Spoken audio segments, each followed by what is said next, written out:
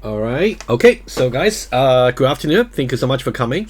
So, I think we got a good number. Thank you for coming around, especially this kind of time. So, we appreciate that you join. So, Tian Tian, she's going to go over with you about the solution to your practice test two. And then I would say after today, before your programming test two on Wednesday, you definitely want to redo the practice test two definitely yourself, especially set yourself a timer and to see how much you can achieve. If you got any doubts about the test itself, you can maybe reach out to me, maybe during the office hour on Monday or Wednesday. I still maybe Monday, maybe Wednesday might be a little too late. All right. Anyway, so I think Tini is gonna start. And if you have any questions, you can either speak up or you can try to put some question on the chat. I'll try to answer that over there if I can. All right. So, yep, Keaton, go ahead. Okay, hello everybody. So I've started by importing the project already, so I'm just gonna jump right into doing the test cases. I've commented out the other test cases below, so we'll just go through the test cases one by one. Okay, so starting with the first one, just gonna start by creating a customer profile test case. Sorry, customer profile class. And this is just the usual stuff. You create the class, you create the constructor, and this is just name, and it says in the comments here, the second argument is going to be the max number of orders. So we'll do max orders. And we want to have associated attributes as well. So we'll grab an attribute for name as well as an attribute for the max number of orders. And in here, we want to set name and max orders too. So this is just the regular pattern of creating a constructor. Then for the next method, we have get profile report. So this, we just wanted to return this string for now. So we can just put a string.format here and paste in the string. And whenever you paste in a string like this, you want to make sure to check for any variables. So for example, Alan is the name of the customer. So we'll replace that with a %s and put in this dot name.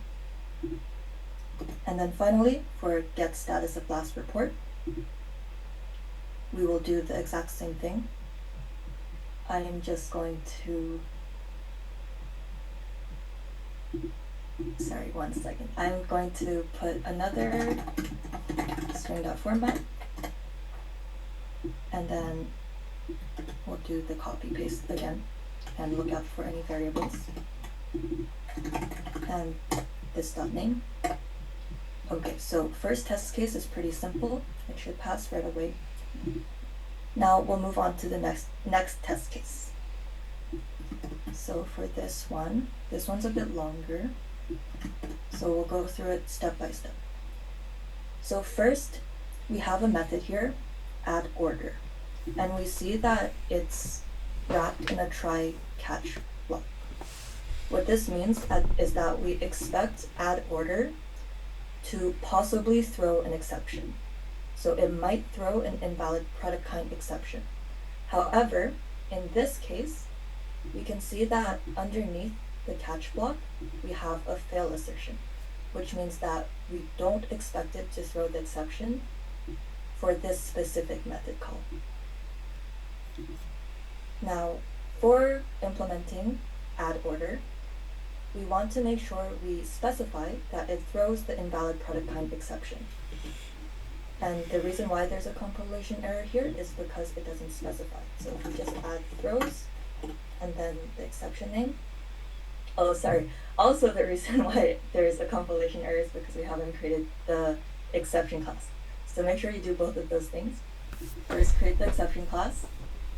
So in your model package, you want to create the class and always make sure that it extends exception. So sometimes if you create the class manually, you'll just have this. So make sure you put in right afterwards extends exception. And as for the constructor, all classes come with a default constructor that's just basically invisible.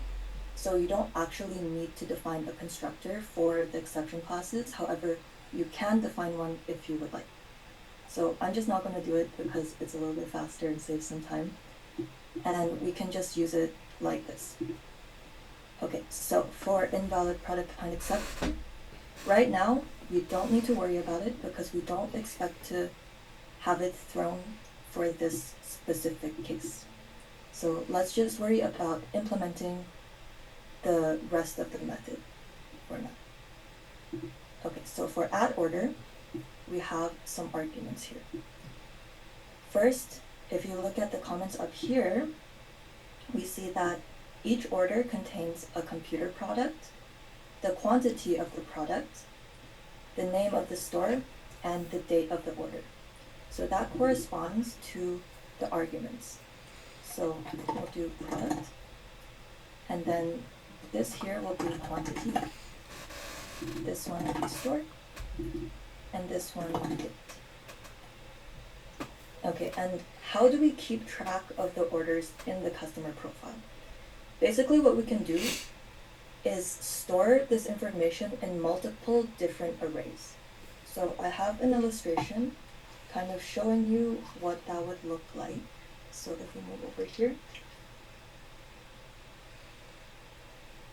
what we would do each time we add an order is basically in our products array, at the next available index, in this case is 0, we're going to add the name of the product.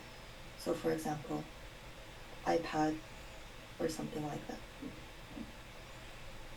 And then in the quantities array, at the same index, we're going to add the number of the product. So for example, 100.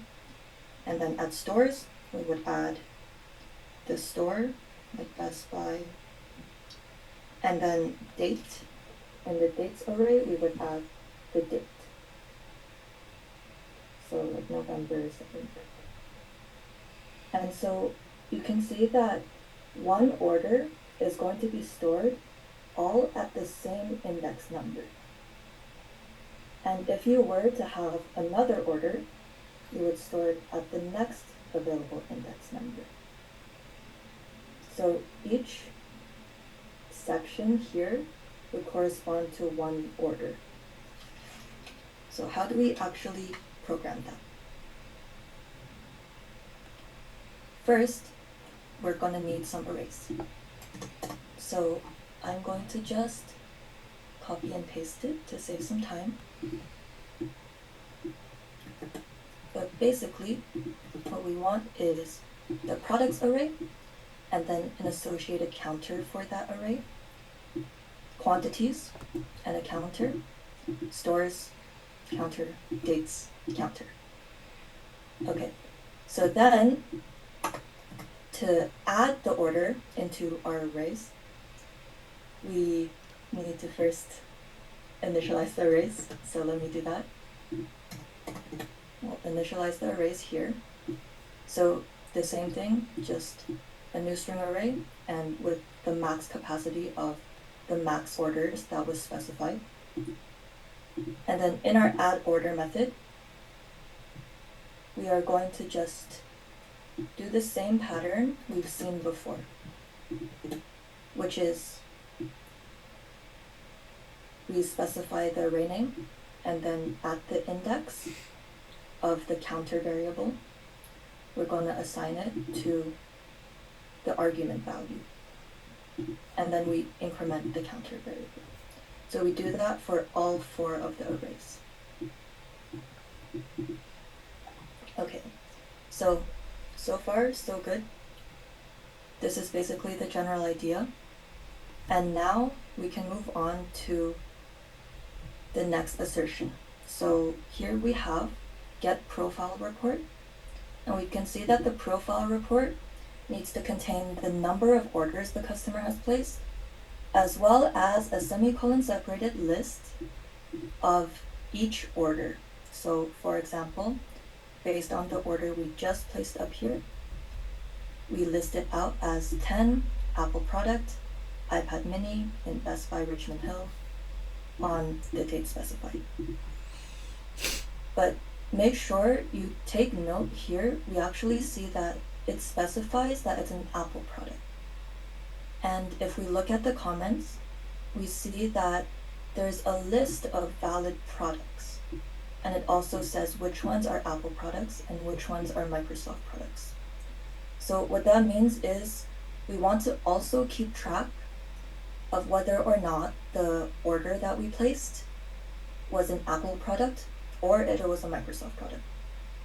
So to do this, what we can do is when we add the order, we can first check if it's any one of the Apple products, and if it is, we can store the string Apple inside of another array.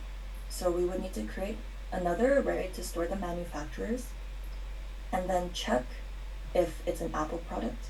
If it is, we'll store the word Apple inside of the manufacturer array.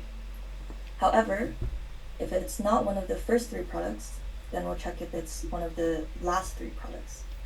If it is, then we'll store the word Microsoft inside of our manufacturer's array. So let's do that. Let's create a new array for manufacturers. So I'm going to copy paste again to save typing time. We have the manufacturers array. And then we also want to initialize that. So over here, in our constructor, we initialize the manufacturers array. And now, inside of add order, we're going to do our check. So we'll check if, and then the condition will be if product equals iPad mini first. That's the first one we want to check. Okay, or product equals iPad Pro 12.9, or product equals Apple Magic Keyboard. So if the product is any one of these three, then what we can do is add to our manufacturers array at this.nom the string Apple. So we know that this order is an Apple product. However, if it's not any of these three, then we can check if it's a Microsoft product. And the idea is exactly the same, so I'm just going to grab this. So we're again checking product equals Surface Pro 9, product equals Surface Laptop 5, and product equals Surface Pro Keyboard with Slim Pen 2.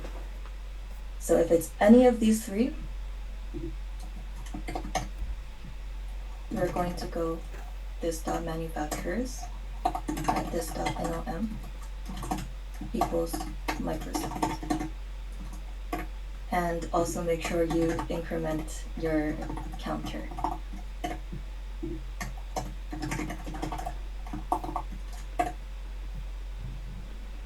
Okay, so now we have stored the orders and we've kept track of the manufacturers. So we have enough information to work on our get profile report method. So let's go to get profile report, and we're going to have to change the return value here. So this return value, Alan has not placed any orders, is only going to be used when the number of orders is equal to 0. So if this dot NOP equals 0, we can set a result variable, so string result. We can set our result to Alan has not yet placed any orders. However, if the number of products that we have is not equal to 0, then we need to return this string. So I'm going to just copy this so we have a reference over here. What we need is to first specify the name of the customer and then how many orders they placed. But then we're going to need a list, right? So for the list, I'm pretty sure you guys have seen the pattern before. I'm going to just quickly go over how to create this list, but it should be pretty familiar. So we'll do a string variable, name it list, and we'll start it off with an opening bracket. And then we'll use a loop to loop through all of the orders and add the information for each order as we'll concatenate it onto the list. So basically we'll do for int I 0, then we'll go up until this dot NOP, so the number of products, and in here we're going to the list string, we will put this whole thing.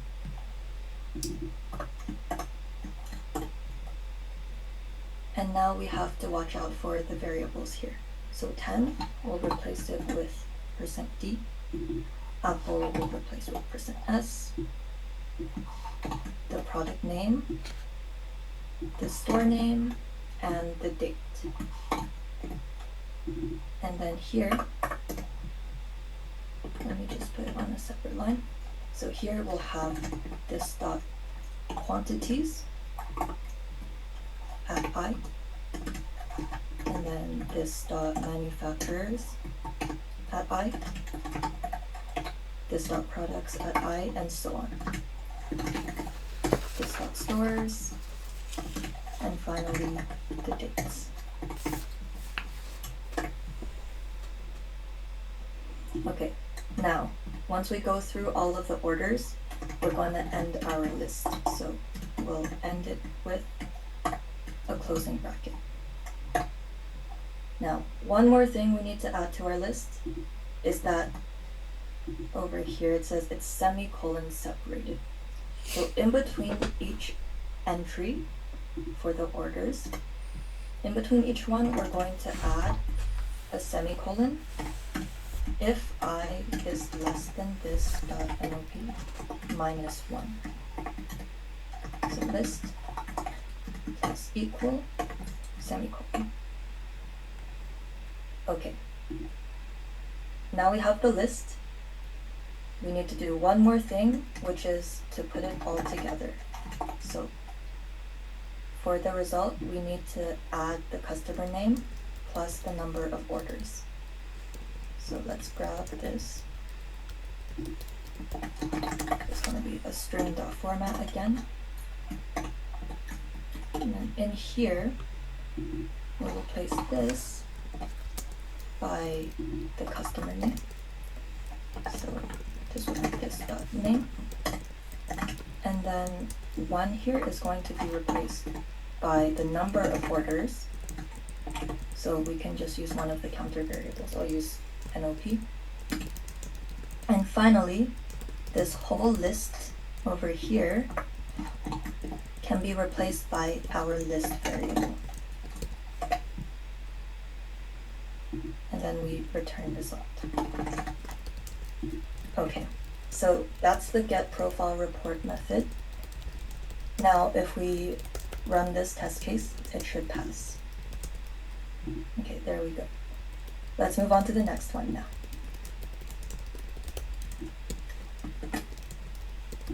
Okay, so there's no compilation errors. Let's try running it and see what happens. So this passes as well.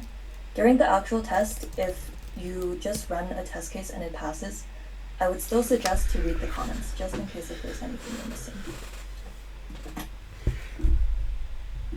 Okay, this one also passes.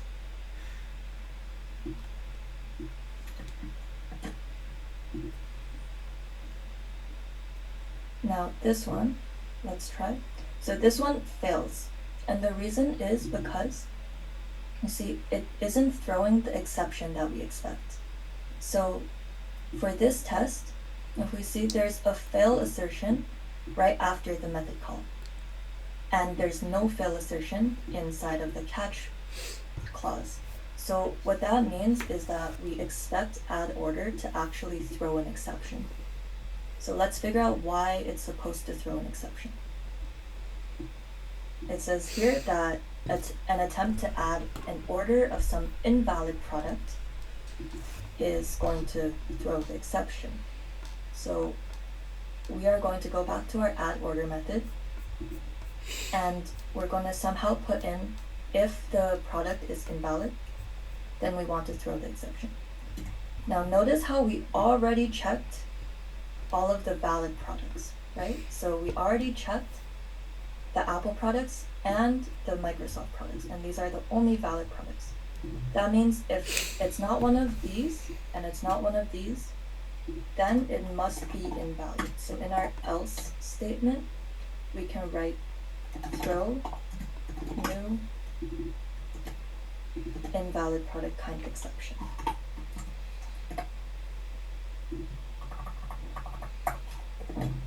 Now let's try running this test case again. And it passes. So we can move on to the next one. Let's try this one as well. This one is good too.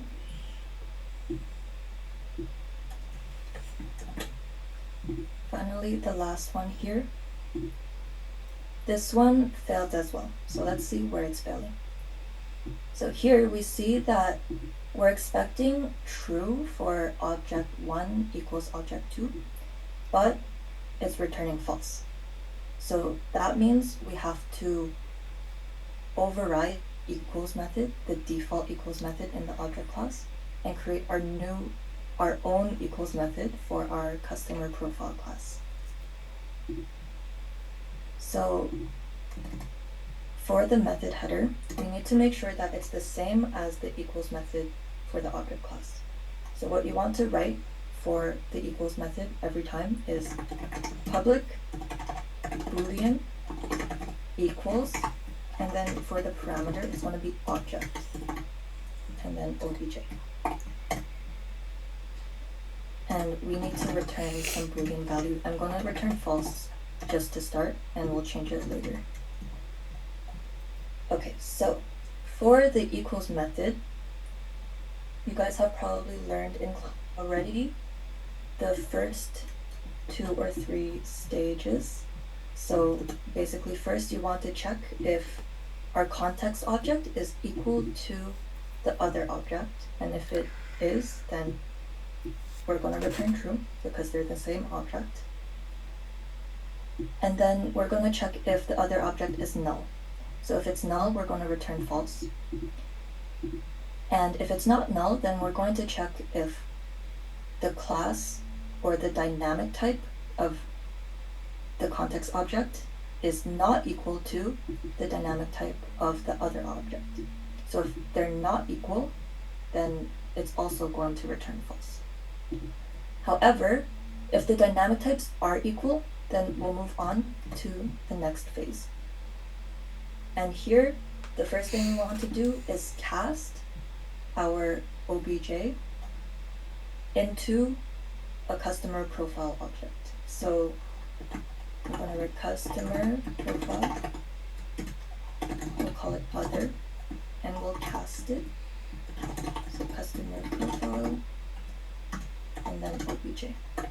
And what this allows us to do is basically just access some more of the attributes and methods that are available from customer profile.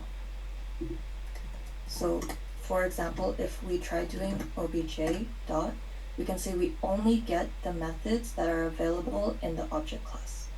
However, if we do other dot, we see we can get the attributes and methods that are available in the customer profile class.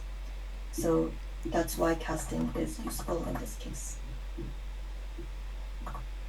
Okay, so once we cast, we're going to need to do some checks. And I'm going to illustrate the checks with some diagrams. So let's go over here.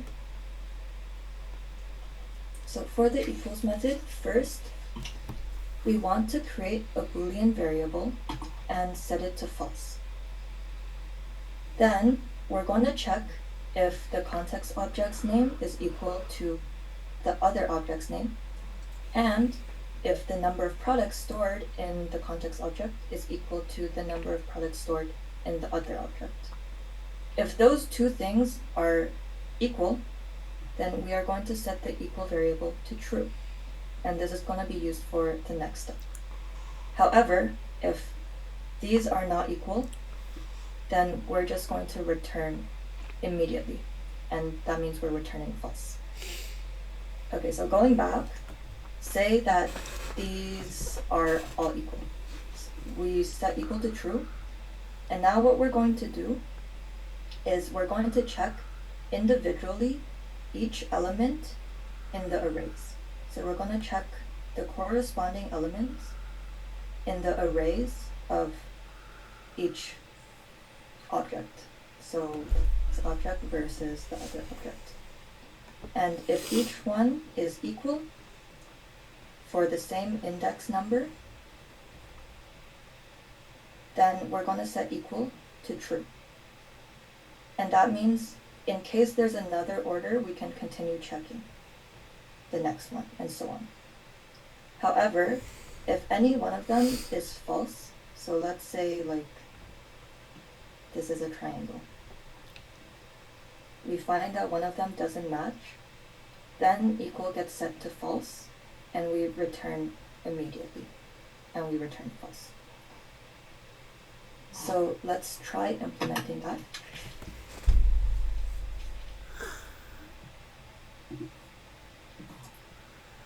So here, first we need a Boolean equal, and we set it to false. Next, we're going to check if this dot name is equal to other dot name, and this dot NP equals to other dot NP. Then we can set equal to true. Okay, so once we set equal to true, we're going to have to loop through all of the orders. So the products, the quantities, the stores, and the dates, and see if each one is equal to the other one. So we're going to need to use a loop.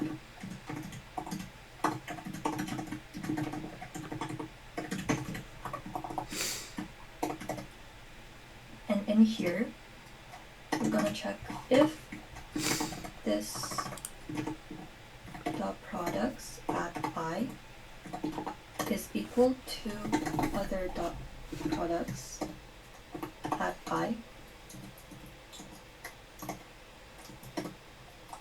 and this dot manufacturers at I is equal to other dot manufacturers at I,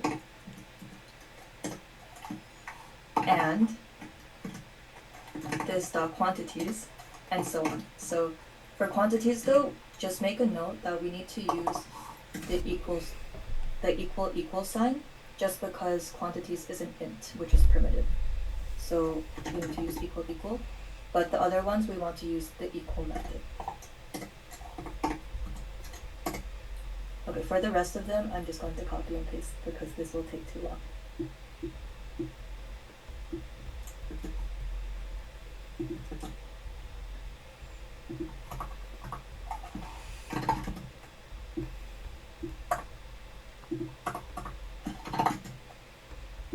Okay, so if all of these are equal, then we want to set equal to true. However, if they are not all equal, we are going to set equal to false.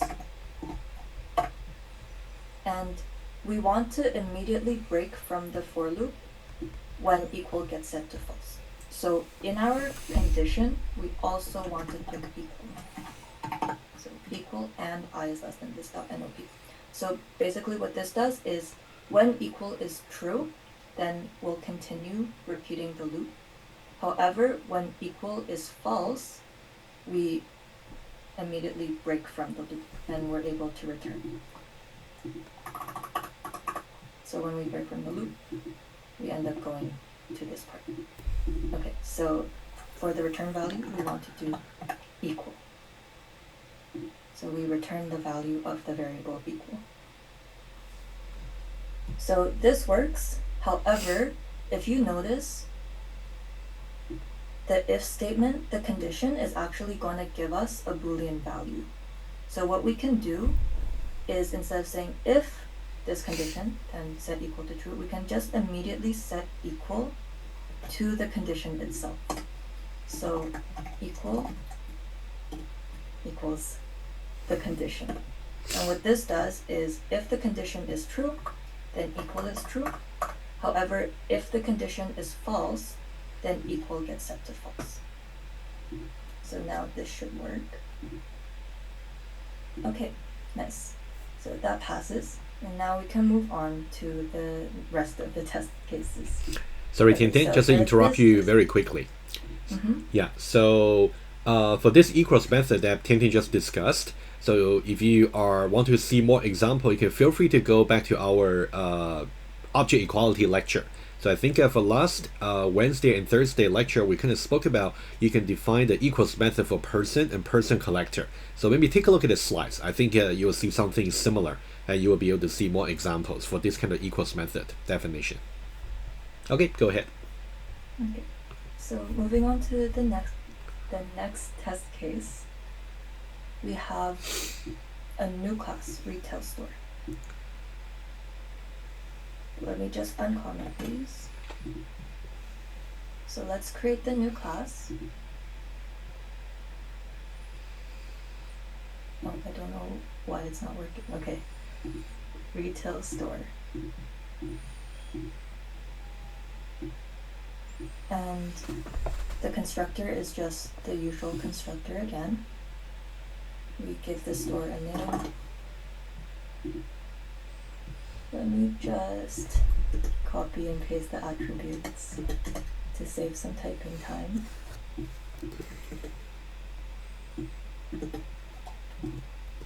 Okay, so first we have get available stock. So this method right now for all of these cases returns 0. So make sure the return type is correct. And then we want to just return 0 for now, just to pass these assertions. And then we can move on to the next method, which is add stock. And by the way, I'm just returning 0 for now because there's not really that much additional information provided just yet about get available stock. So during your test, if there's not that much information provided yet, just move on to the next test or like the next method and try to gather more information from there. So moving on to the next method, add stock, we can see that we have comments that describe what needs to be done. So the stock of each of the 6 product kinds can only be added at most once. So that's an assumption that we're making. And that means that to store the stocks, it's sufficient to have an array of length 6. So that means we need to have an array in our retail store class of length 6 in order to store the products and the stocks of the products. So what that means is, if we go back to the illustration page,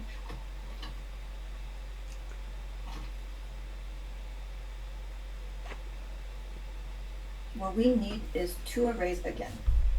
So one array is going to store the products, and then the other array is going to store the stocks. So let's say we add a product, iPad mini. Then we also add stocks for it, so like 100, for example. So it's the same pattern that we just did for customer profile. So let's do that. We want to create 2 arrays, products and stocks, as well as associated counter variables. And then inside of our constructor, we'll just initialize it to an array of length 6. Okay, and then for add stock, we're assuming that each of the 6 products can only be added once, and also we don't see any try-catch statements, which means we don't really need to do any error handling here. So we can just add these lines over here, which should be, again, pretty familiar. Make sure you change the parameter names. Okay, so we're again just adding the product into the next available slot in our products array and incrementing the counter and doing the same thing for the stocks array. Okay, now we need to actually properly implement getAvailableStock. So what we can see here is when we call getAvailableStock on iPad Pro 12.9, we should return 200. And that's because when we added stock for iPad Pro 12.9, we added 200 items. So what that means is, if we go back to the illustrations, what we want to do is, in our products array, we need to first look for the correct name of the product. So say we're trying to get the available stock for iPad mini. We need to somehow find the name, get the correct index, and then use that index number to index into stocks, the stocks array, and get the associated quantity in there. So let's go back to the code now. What we want to do is first I'm going to change the parameter name, and then we're going to first get an index number. So index, we can create a helper method called getIndexOf. So I'm just going to actually again copy and paste this because this should be something you guys have seen before. So getIndexOf, basically what it's doing is taking the name of a product and then set index to -1 to begin, and then use a for loop to go through all of the products and check if the target product exists within your products array. And if it does, you get the index and then return that index number. So we're going to use this helper method to do this dot get index of product, the product that we want, and then we need to return the count of the number of products there are. So let's create a new variable called count. Okay, so if the index is -1, that means the product doesn't exist. So we just want to return the original count value, which is 0. However, if the index is greater than or equal to 0, which means that the product actually exists within the array, then we want to set count to this.stocks at the specified index. So we're getting the associated number of stocks for the product that was specified. And then we return that count number. So now, if we run this test case, it should pass. Yep. Okay, so let's move on to the next test case.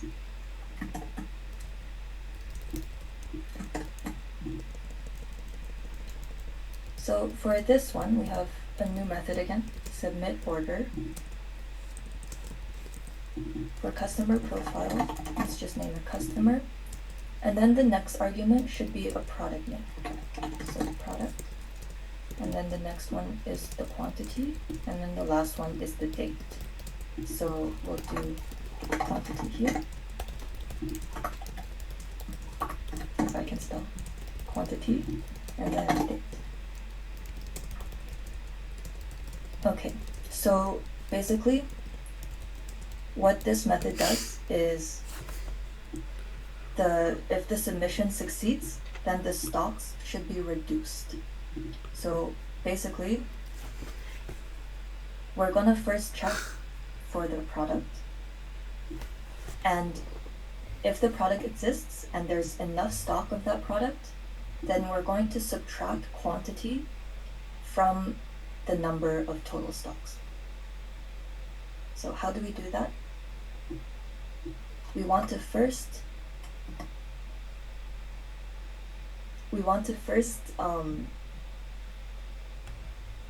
sorry, I'm blanking a little bit. Give me 1 second. So submit order. First, we need to get the index of the product again.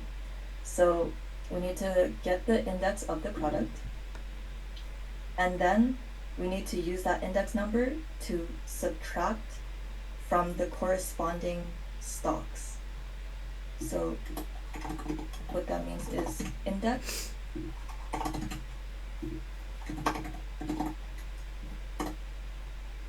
we get the index of the product,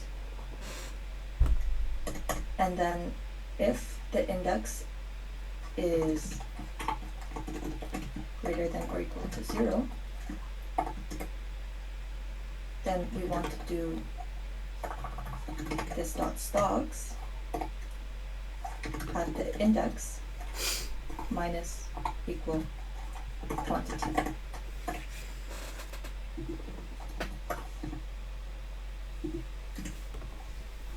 So we first find out where the product is. If we go back to the illustration, we first find out where the product is, and then get the index, then access stocks at that index, and subtract the quantity.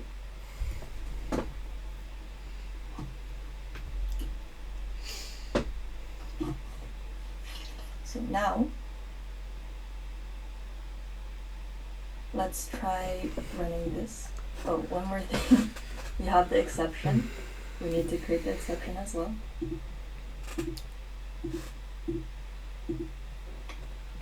So insufficient stock exception. And again, you don't have to specify the constructor, but you can if you would like. And as well, we still have the compilation error because we need to specify here that it throws the exception, because we are expecting an exception here.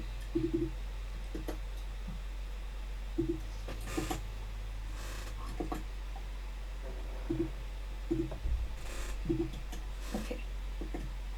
Now we can run the test case and see what happens. So that passes. Okay. We can move on to the next test case now. So there's no compilation errors, but let's try running it, and it fails.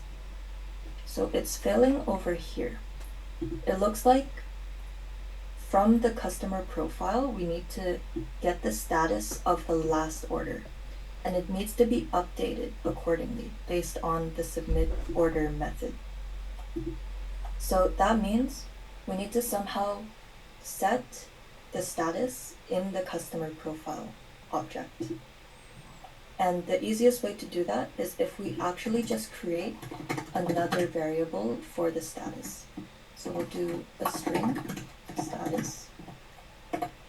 And what we can do is at the very beginning, we set status to say this over here. So it says no order has been placed yet for the customer with their name. So this status is no order has been placed for Alan yet, in the case of Alan. And then in our get status of last order, we can just return this dot status.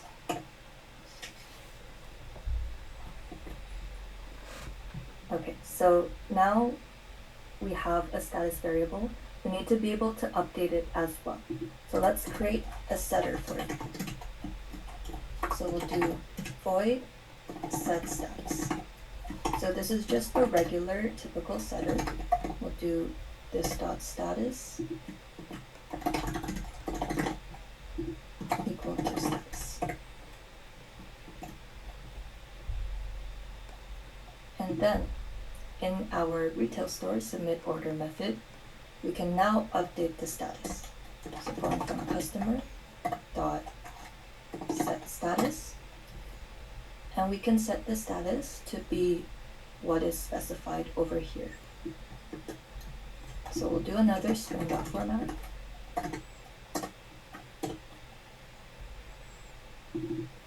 And watch out for the variables again. So this here should be quantity.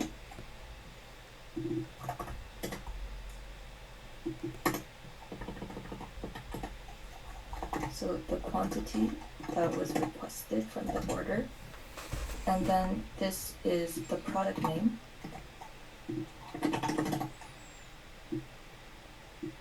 This is the store. And then this is the customer's name. So customer, however, store. So the store is the context object, so this dot name. And then the customer, we need to get the name somehow. So we can define a new method, getName, and we can just create it in our customer profile class. And here we just return the name.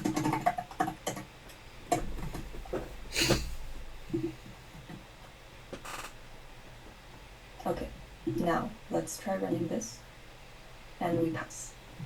So let's move on to the next one now.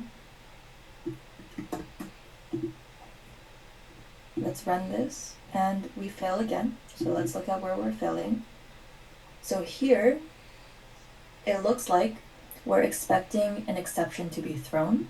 However, it's not throwing the exception, which makes sense because we haven't thrown any new exceptions in our method here. So we need to figure out in what situation do we throw an exception. So it says here, by failing to submit an order, if there's not enough stock, all stocks stay unchanged. So we throw an exception if there's not enough stock. What does it mean for there to not be enough stock? That would mean that the quantity that we're requesting here is greater than the amount of existing stock. So for our condition, we want to check that quantity is greater than this dot get available stock for the product. So if this is the case, then we want to throw a new exception.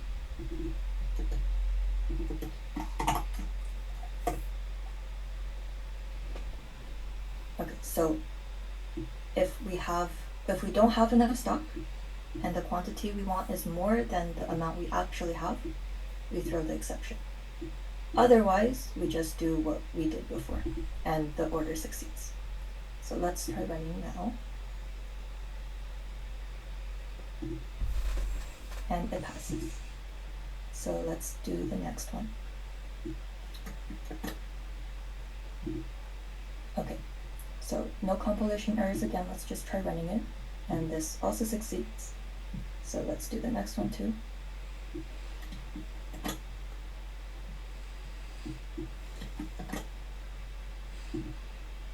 Okay, when we run this one though, it fails.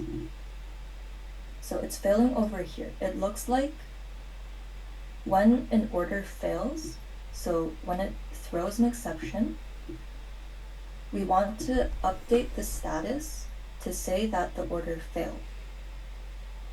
So what we can do is in here, right before we throw the new exception, we are going to set the status for the customer.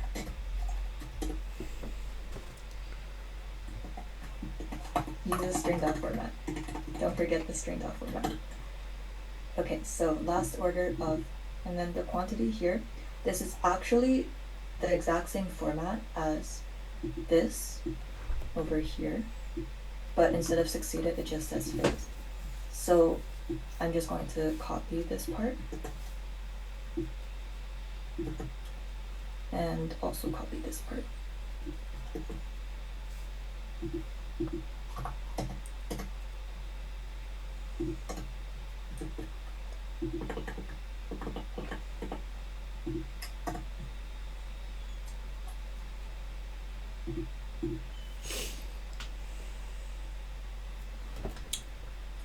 Okay, this is not supposed to be there. Alright, so that should be okay now. Yep, So that's good.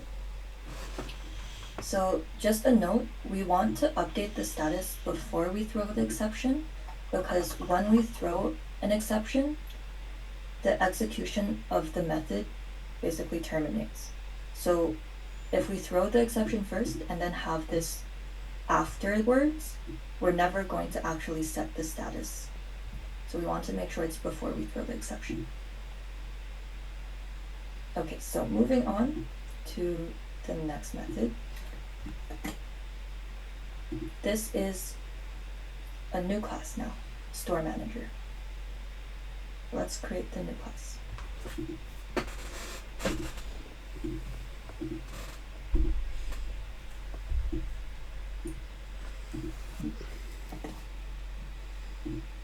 Okay, for store manager, we have a method called getInstance. And this is a static method because if we look here, the method is being called on the class name rather than some instance of that class. So we know it's static, and to understand what it needs to do, you can read the comment. It says the static accessor getInstance should be implemented such that the same object reference is returned in each call. What that means is basically whenever we call getInstance, it should return the address of a single store manager object. So it always returns the reference to that same object. And that means we probably need some static variable to keep track of that one single store manager object. So to illustrate this, I'm going to show you guys what it looks like.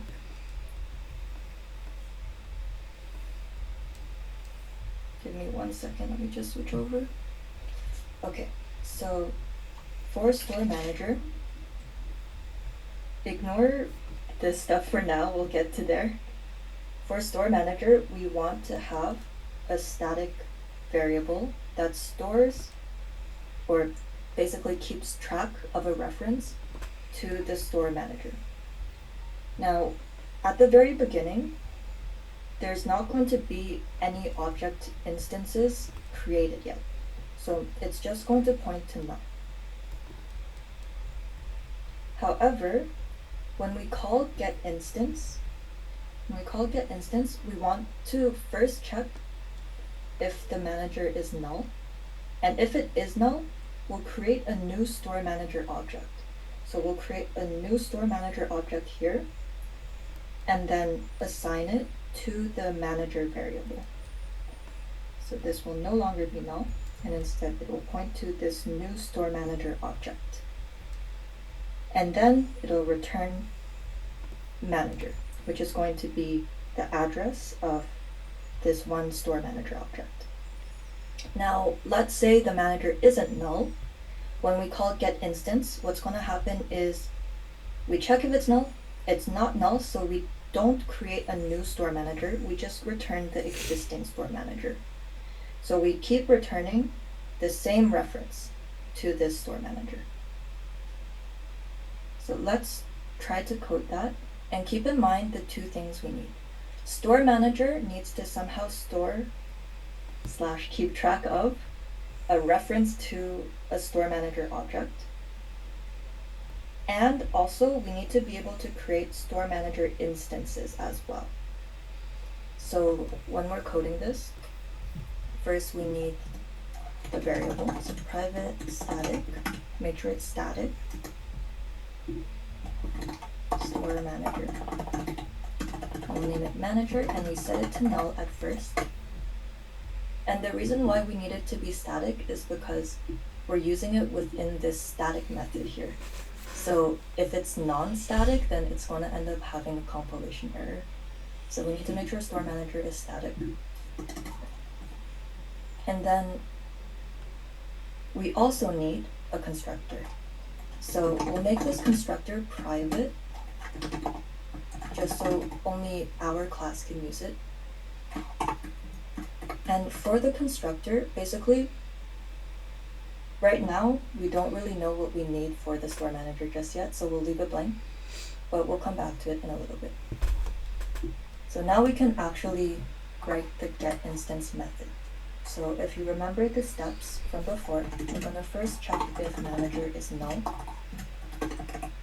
And if it is null, we're going to set manager to a new store manager object. And then we return manager. So if it's null, we make a new store manager and we return it. If it's not null, we just return the existing manager. Okay, so getInstance should be good now. However, we have more methods we need to implement. So let's do getName. So getName should return the name of the manager, which means we need an attribute here called name. And in our constructor, we can initialize name. However, it looks like here, if we don't set the name to something, the name is just going to be null. So we can just say it's null. And then getName is just going to return this .name. Okay, so that's getName. And then we have setName. So this is just a regular setter. We just have name, and then we do this .name equals name. So now let's try running this test case, and it passes. So let's move on to the next one. So Tian Tian, can I just interrupt you briefly? Yep. So guys, I will just want to make a quick remark. So I think for this, what Tian Tian just has kind of covered for this particular test case, if you look at the store manager class, of course, syntactically, the only thing new is about having line number 10, we say private rather than public to the store manager constructor. And of course, you can maybe try to review the logic between line number 16 and also 20 that Tian Tian just kind of visualized. That part you can actually take a look. I just want to mention, when you review this example here, think about alternatively, what if you change, let's say in line number 10 from private store manager into public, like how you usually do, into a public constructor. What does that really mean?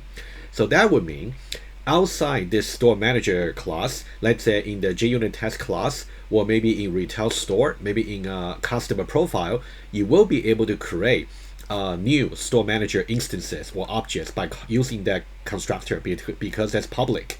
In that way, you are not really just having a single object of store manager in the runtime system, right? In the runtime.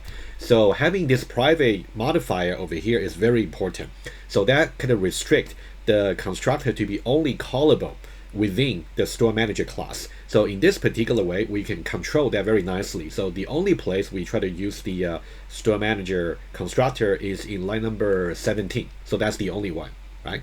So think about this kind of issue here. It's more like a design, just to make sure we have a single store manager instance in the system. So this pattern here will actually be kind of useful in some application you may want to build, and you might see that in the future, maybe a practice test as well. All right, Tian Tian, go on. Okay. So yeah, let's move on to the next test case now. So for this one, we have reset manager, which basically just sets manager to null. So we do manager equals null. And what this does is basically the next time we call getInstance, we're going to just create a new store manager and return that new store manager.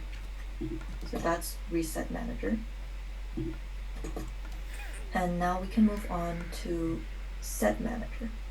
So the set manager method is wrapped around a try and catch block again, which indicates that we will probably need to throw a too many stores exception in case there's an error or something unexpected. So basically we want to specify here that it throws too many stores exception. And also make sure you create the class too many stores exception.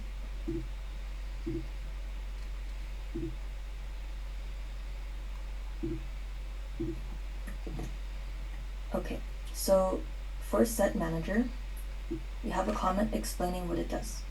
So it says assigning a store to a manager adds it into the manager's store array. And also the maximum number of stores a manager can have is 3. So if we try to think about this, it seems like what setManager is doing is first, it sets a specific manager for our retail store.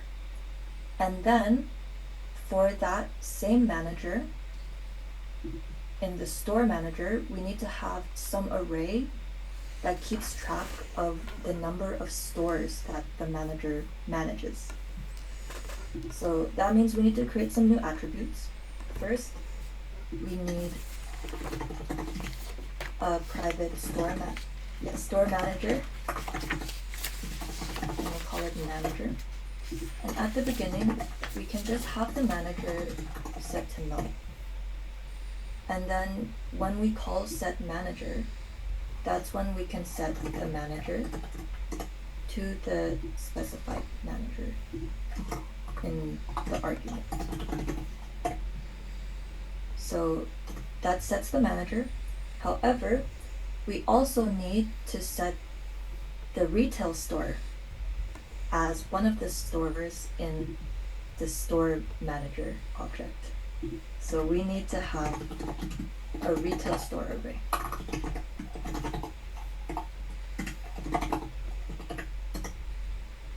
And then also a counter for the number of retail stores.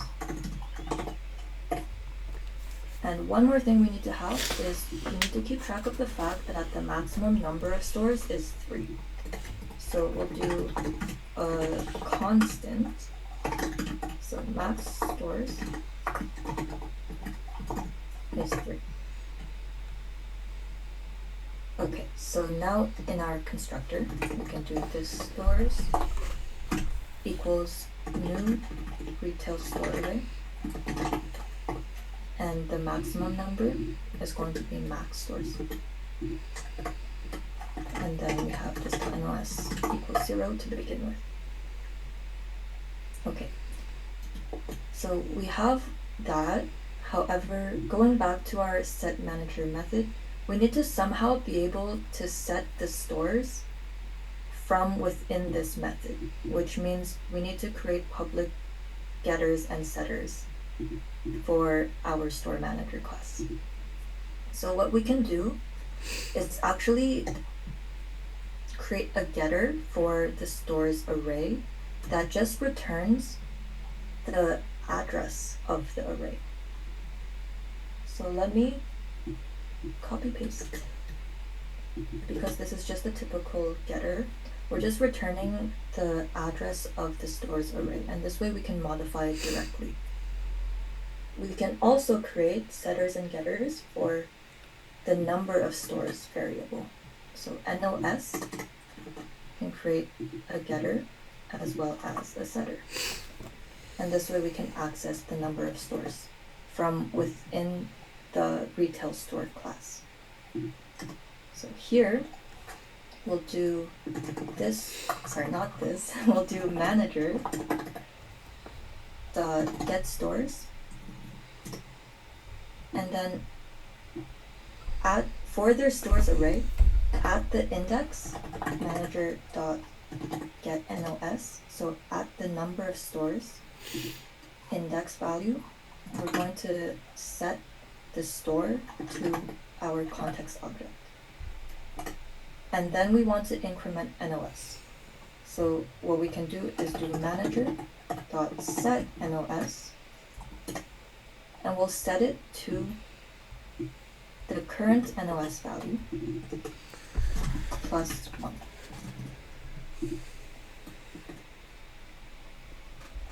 Okay, so for now, this is our method. Remember, we still need to figure out how to do the exception handling. So for exception handling, we know that it throws an exception if there's too many stores. That means if the number of stores that the manager has currently is greater than the maximum number of stores. So what we can do is create another getter inside of our store manager class. in order to get the number of max stores. And this way, inside of here, we can check if manager.getNOS is equal to manager.getMaxStores, then we'll throw the exception.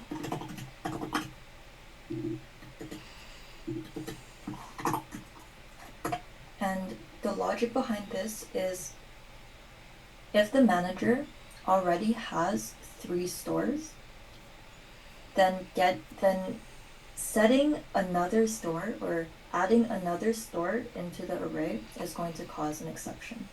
So we want to prevent that. We know that if the current number of stores is equal to the maximum number of stores, then we can't add any more. So if we try, we're going to throw the exception. However, if it's not equal, or in this case, if it's less than the number of max stores, then we don't throw the exception, and we're able to add another store for the manager. So this method is done now, and we can move on to the getManager method. So getManager is just another regular getter, so we'll just return this .manager and make sure the return type here is correct. So this has to be store manager.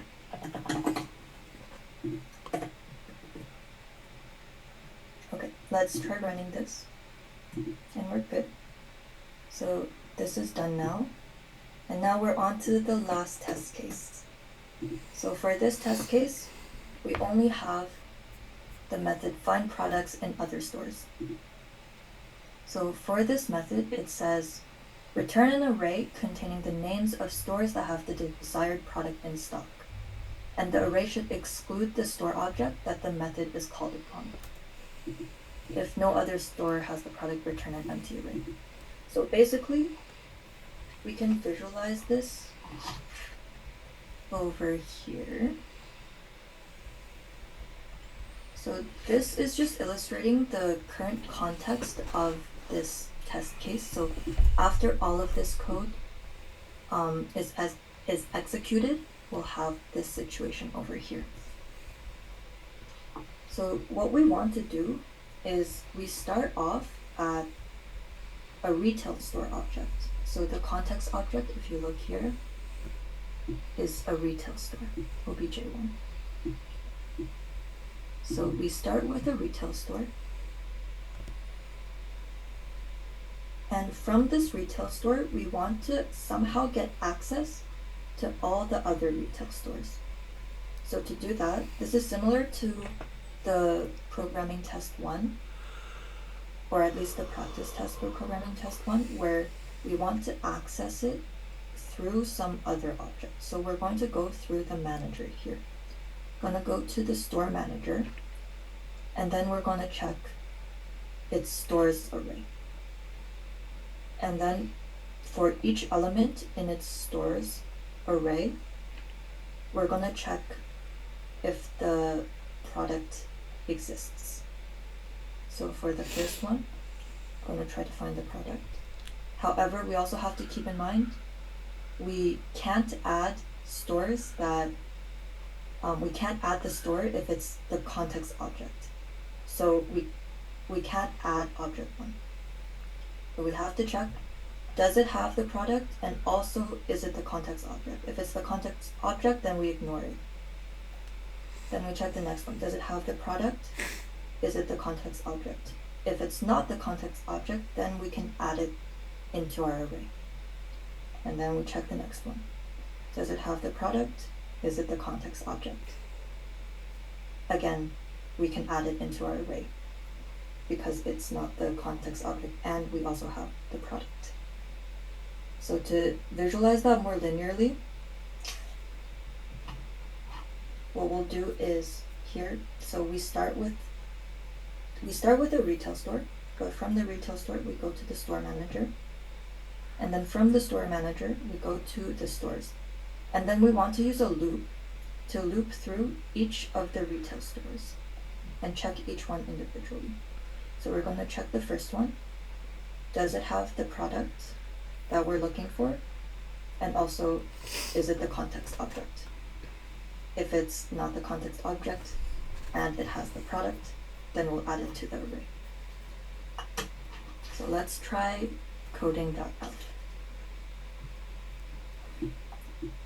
So as if you can recall, first thing we want to do is get the manager and get the stores from the manager. And we can save that into a variable. We'll call it other stores. And then after this, what we want to do is use a loop. So do for int I equals 0, I is less than, and we'll do this dot manager dot get NOS. So the current number of stores that is stored in our manager object. And I++. And then in here, we're going to look at each individual retail store. So let's create another local variable to keep track of the retail store. This is going to be other stores at I. And then for each retail store, we want to check if they have the product in stock. And it just so happens we have a method here that gets the available stock of some product. So let's make use of that. We'll do int, then we'll call it stock, and we will do s.get available stock for the product. Let me just rename the parameter.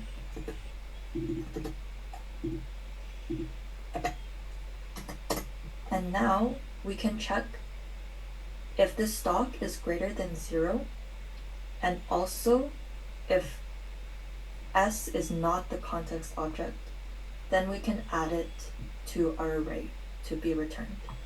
So our condition is if stock is greater than 0 and S is not our context object, then we can keep track of it. So let's create another array to keep track of our result. I'll name it temp because we'll need to modify it later. But for now, this is good enough. So string, and then the maximum number of strings that can be in this array is going to be the number of stores. So we'll use this .manager.get NOS. And then we also want the counter variable to keep track of how many strings do we have in our array. So now going back to this if statement here, inside here we'll do temp at index count is equal to, and this, we need to go back to the test case. We'll see each string needs to be in this format here. So let me put a comment just to keep track of what format we need.